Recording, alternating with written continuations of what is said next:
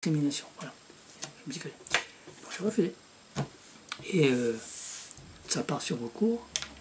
Et l'entreprise était en fait une filiale d'un très gros groupe financier américain, dont le PDG était en fait au conseil municipal de Lyon.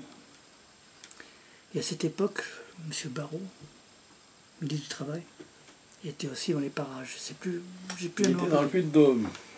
Il s'occupait de... Qui c'est qui était? Je sais plus. De Puy-en-Velay ou un truc comme ça. Je ne sais plus quel était le copain de mon ministre qui était là-bas à l'époque. Donc quelque part, c'est le salarié qui commençait à me dire, j'ai mes copains de l'entreprise qui sont encore là qui me disent que machin, va avoir un coup de téléphone et que il est possible que machin. Et ma décision a été cassée. Donc le ministre a autorisé le licenciement. J'appelle la rédactrice. C'était parce que c'était une boîte à côté du ministre, quoi. Non, c'est parce qu'en fait, le PDG qui croisait des copains du ministre au conseil municipal à Lyon. Ah oui. Et que donc, il a dû dire quelque part, j'ai une difficulté... C'était pas General Events? Avec un magasin. Non, c'était Sarah Lee, c'était le genre de... je sais plus de mémoire comment c'est... Mais le fait, c'est qu'il y a eu un coup de téléphone quelque part, c'est clair. Et je me dis, le mec qui a fait ça, il savait qu'il faisait une connerie. Il prenait une décision contraire à ses engagements qu'on avait envers son ministre dans la convention. Enfin, bref. Il savait très bien, et il savait très bien que ça coûterait de l'argent à l'État, ça se trouve. Et la rédactrice, je me souviens toujours, j'ai appelé la rédactrice pour lui dire, écoutez, je ne comprends pas très bien mon dossier, moi je recoupillé. Il me dit oui, il était très gêné, très gêné à l'autre côté du téléphone. Il me dit oui, nous on a envoyé ça, on avait un avis favorable pour maintenir votre décision, parce que c'était clair et tout, machin. Mais le dossier était demandé au cabinet et c'est revenu avec une décision d'autorisation. Donc les choses étaient très claires. C'était la DGEFP ou c'était la DGT? C'était la DGT. C'était la DGT. Et à l'époque, c'était encore la DRT.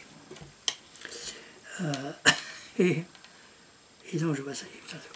J'appelle le délégué en question, je lui dis venez me voir. Alors je le dis devant la caméra. Mais il y a prescription aussi. J'ai pris une page blanche, avec des lettres majuscules qu'on ne reconnaîtrait jamais. Je lui ai rédigé le mémoire en défense pour critiquer la décision du ministre. Et je lui ai expliqué, j'ai dit écoutez, voilà, ce que vous pouvez faire, c'est ça. Il y a quelque chose sur les circonstances, le coup de téléphone ou pas machin. Juridiquement, voilà ce que ça vaut, voilà ce que vous pouvez opposer. Donc, je vous ai rédigé ici, machin. Allez voir l'avocat de votre choix, vous avez 2 mois. Et le mec est reparti avec ça. Et bon, après son affaire. Et bon, quelque chose comme 2 ans après, il m'appelle, c'est bon, le terme, on a raison, comment on fait maintenant? Je dis bah, réintégration, vous avez 60 jours pour le demander. Alors, je dis, moi, à votre place, je les ferai lambiner un peu. Attendez le 58e jour pour lancer recommander. Bon, je te dis pas la suite parce que ce serait pas bien que je le dise là. Puis après, on s'est vengé grandement. Hein. J'ai fait le service réintégration après, je suis allé voir le PDG, je dis, voilà, quand on joue à ça, vous risquez. Bon, bref, donc, voilà, donc là il y a eu quelque chose qui n'était pas normal. Et moi, là j'en veux au type qui a fait ça, parce qu'il. Enfin, c'est pas. Il y a des cas où tu peux te dire, bon, on peut avoir une impression différente de la mienne, bon, je peux me tromper, bon, je ne pas non plus. Mais, bien que, comme je le dis, je ne me suis pas trompé très souvent. Mais